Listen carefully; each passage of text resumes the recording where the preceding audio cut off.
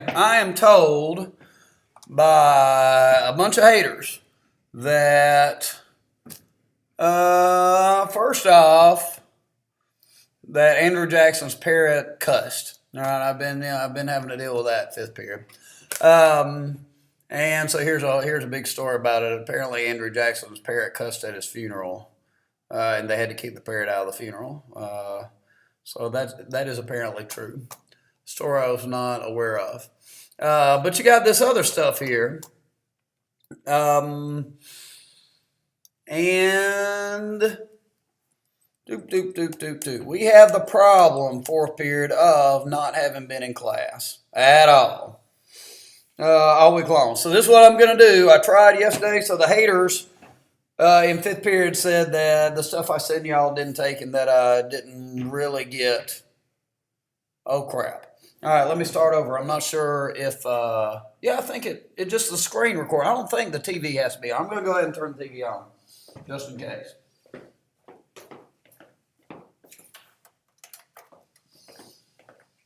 I don't think TV's got to be on, though. All right, so we're doing the screen recording here.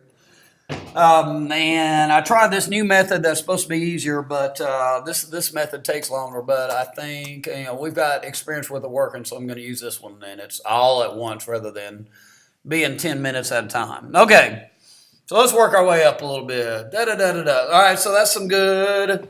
So you might stop it and cap it. If you've read the Reform chapter, the reform movement's chapter in American pageants are splitting up depending if you got a burnt orange or a red, white, and blue or a brown pageant book.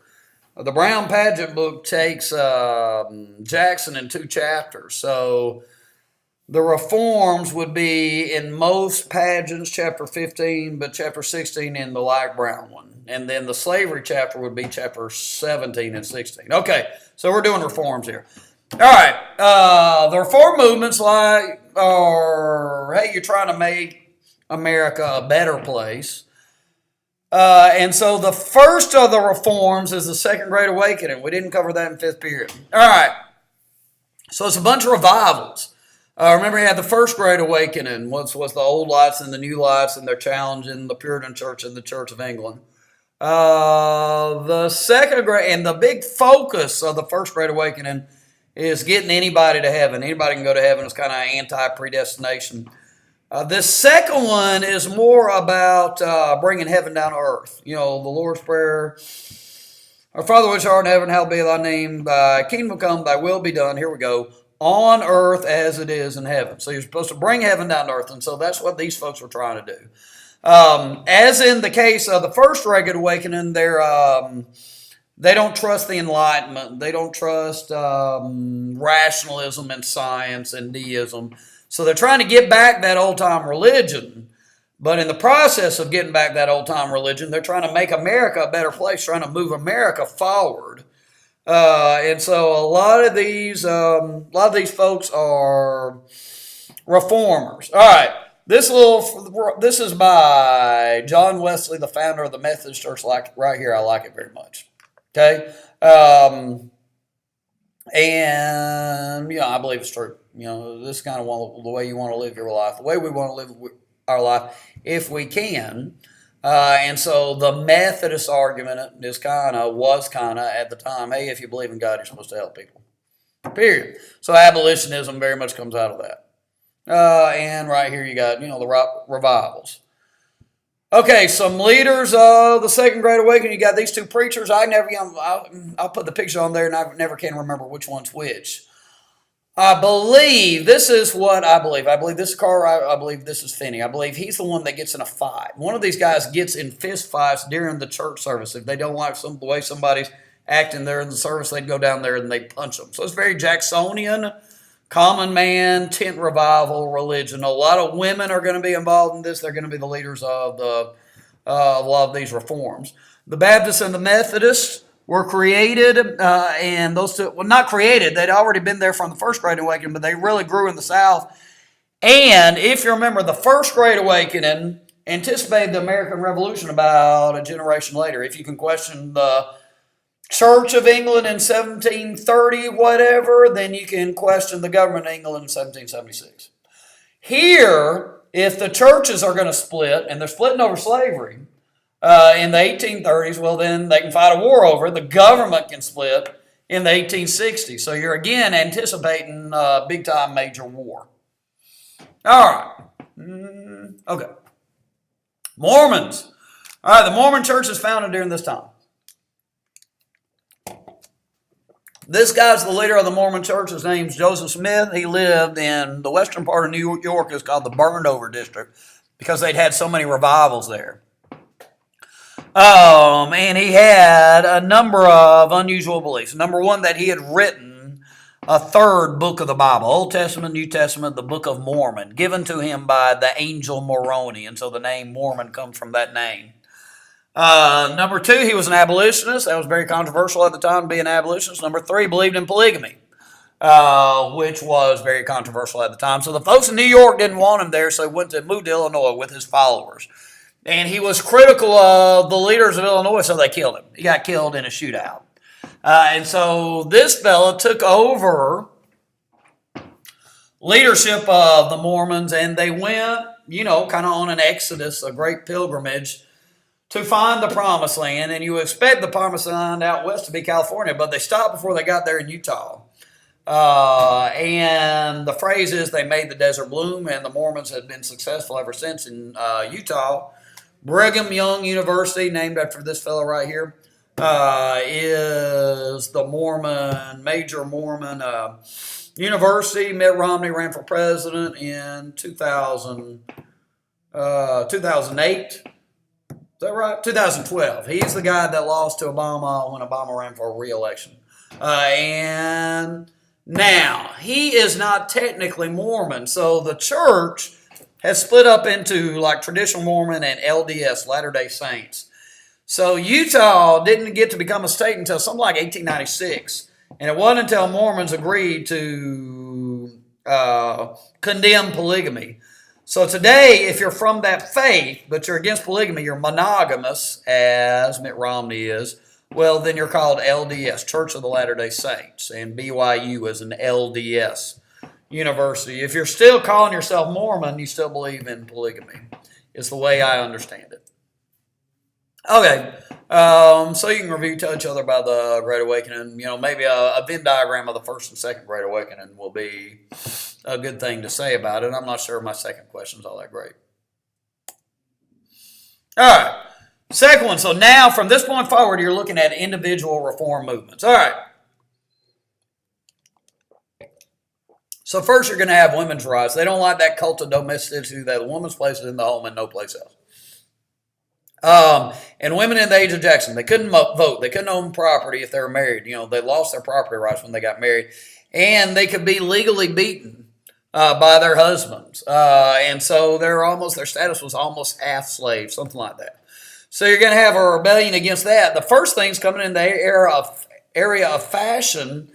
Got this lady right here named Amelia Bloomer didn't like the corsets that women had to wear. The purpose of the corset is to emphasize the hourglass figure, but the problem is you ladies really got to suck in your stomach and you can barely breathe. So the bloomers were designed to be these little pants, combination skirt pants kind of thing that are a lot more comfortable. You don't have to suck in your stomach so much. All right. Next, leaders of it. The first two are going to be Lucretia Mott here, Elizabeth Cady Stanton here. Stanton was a mother of 7, so she couldn't really be a full-time activist.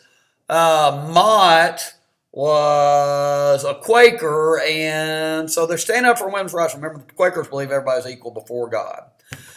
And in 1848, towards the end of the age of Jackson here, you got the first ever women's rights convention. It's in western New York, that burned over district. Seneca Falls, named after that Seneca tribe that was part of the Iroquois tribe. Remember the Mooks? That's what for Seneca. That tribe was in New York. All right, so they wrote this thing called the Declaration of Sentiments, saying we hold these truths to be self-evident that all men and women are created equal. They called for women to have the right to vote, and the second part of the Declaration of Sentiments says over and over and over, he has, just like Declaration of Independence. But remember, the Declaration of Independence said he has, referring to King George, now is referring to men. All men have treated women badly. Okay. They're also concerned with drinking. Husbands would get drunk, come home, and beat up the family. And so temperance means not prohibiting alcohol altogether, but the moderate use of it. In some areas, it grew into a call for prohibition generally. Maine passed a law against drinking. It was successful in getting less people to drink. Less people drink today than they did during the founding period, and it's really because of the women's movement here, the temperance movement, which was led by women. Okay, I'll stop for a second. I'm going to sit here and take a drink of Gatorade. I'll take a look at the questions, answer them, and then I'll get rolling on the next one.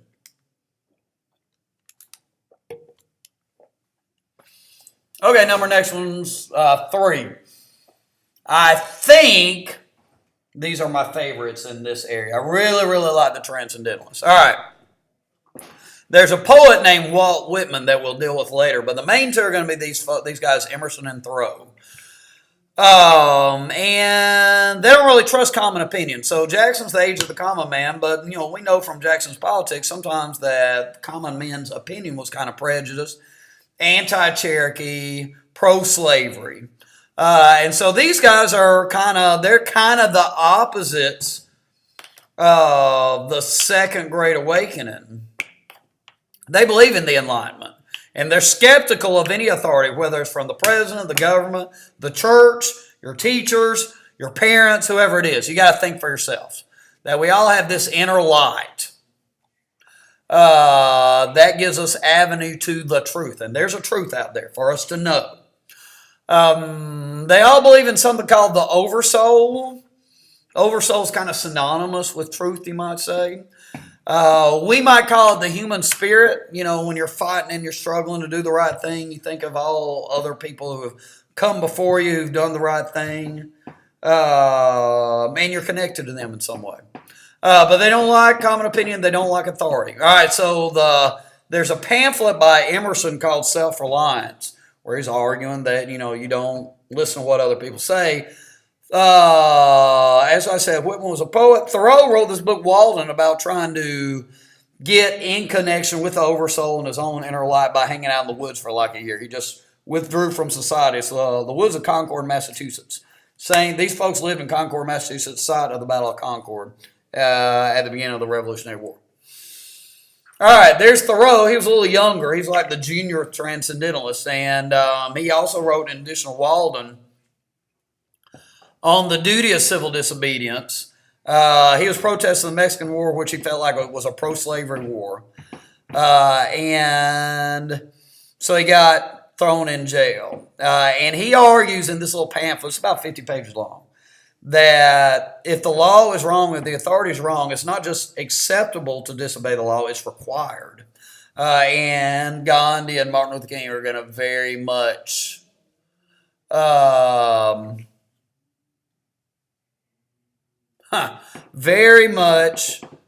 believe in the duty of civil disobedience. I got my little thing here, and Gandhi's talking to King. Both of them got assassinated, remember? Odd thing about assassins, Dr. King, is that they think they've killed you. So, if I can borrow a line from another strong song, his truth is marching on, right? And so if we have access to that truth and we can know the truth through our own reflections and study and prayer maybe, well, then we can rise above the prejudices of common opinion. All right, another book, Transcendentalist book, called Little Women. It was by the daughter of Bronson Alcott. This transcendentalist in Concord, Massachusetts, and he raised this house full of girls, and he was like a gentle dad.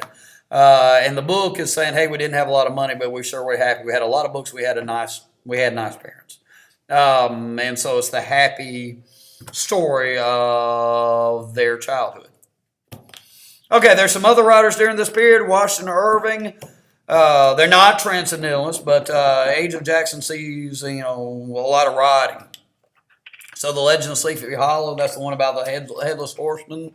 I think you may know. Scarlet Letter is critiquing, it's kind of Jacksonian, because it's critiquing the elitist predestination Calvinist society of Massachusetts Bay, the city on a hill here. too much shame involved. So the lady's got to wear the scarlet letter because she's an adulteress. All right, James Fenimore Cooper wrote a book called The Last of the Mohicans about, kind of what we're losing when we kick out the Indians. That the Indians, are kind of at one with nature, the way the transcendentalists want us to be, and they have a natural sense of right and wrong that we lose when we kind of enter in society and get jealous of each other and things like that. All right, two more writers. Edgar Allan Poe, you know about that. I think you've read some Poe in literature classes over the year. And then Herman Melville wrote Moby Dick about Captain Ahab's obsession with killing, the white whale. Okay, and so there they are. I will pause, take a drink of Gatorade, let you match them up.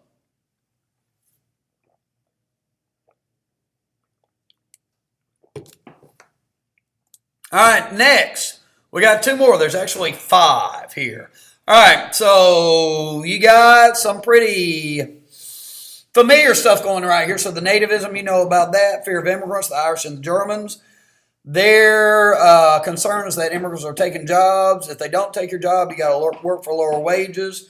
They're not Protestant. There's, kind of an anti-Catholic thing going on there. And remember, the Germans, although more economically successful, kind of stuck to themselves in their own communities out west. So the natives didn't like them either, although, the Irish stuff and the Irish political practices bothered folks.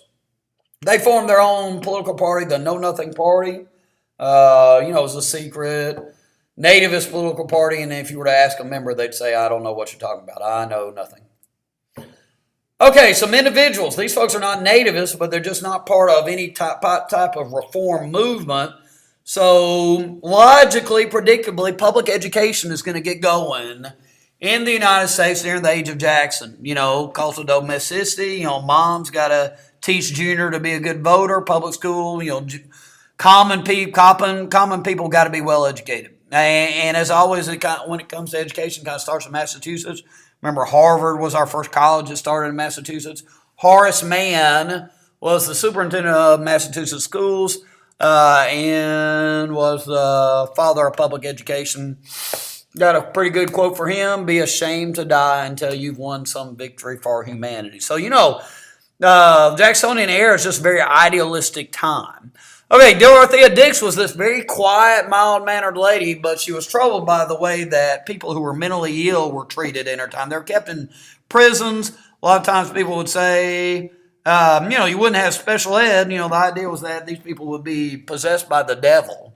And so they got treated really, really bad. So she would go from place to place, prison to prison, where these folks were kept, write down what she saw, and then go to state leaders and testify in hearings, legislative hearings about what she had seen, and the result was kind of the mental asylum, the creation of the, the insane asylum where people are treated humanely rather than locked up in prisons. Okay, there's that. I'm drinking Gatorade.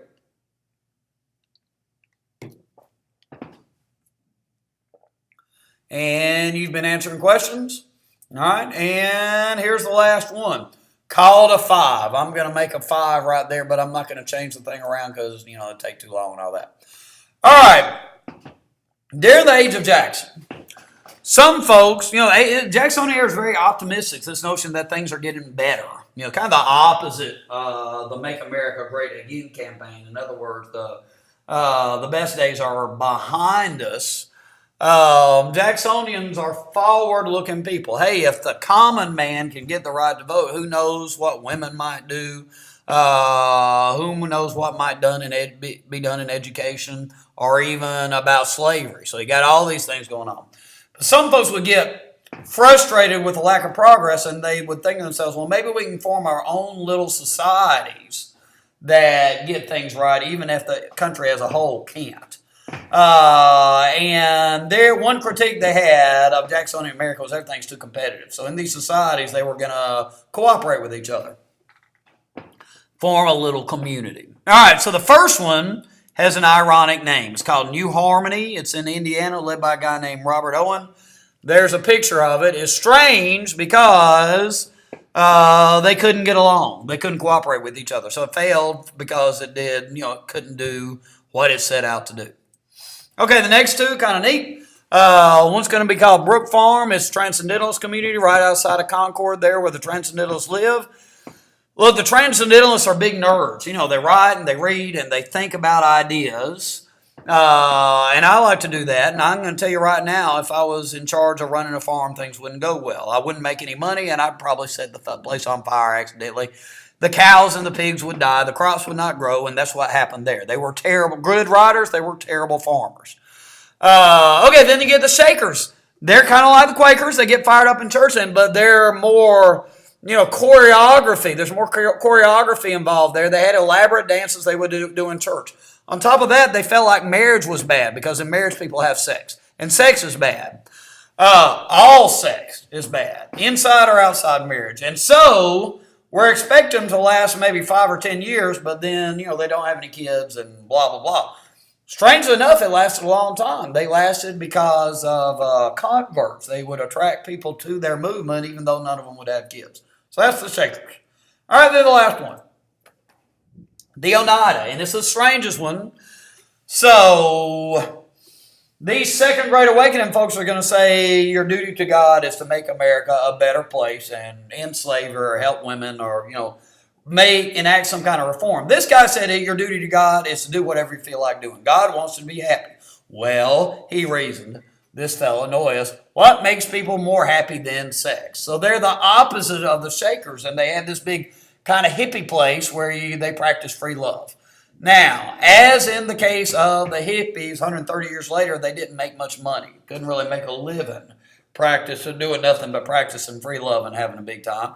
So they recruit this guy who made steel animal traps and silverware, and they started making a profit. And after a while, they just kind of gave up on the whole free love thing. And today, the Oneida Company is a silverware company. You can go to Walmart and buy Oneida knives and forks. It's a big corporation. Really kind of just the opposite of how it started out.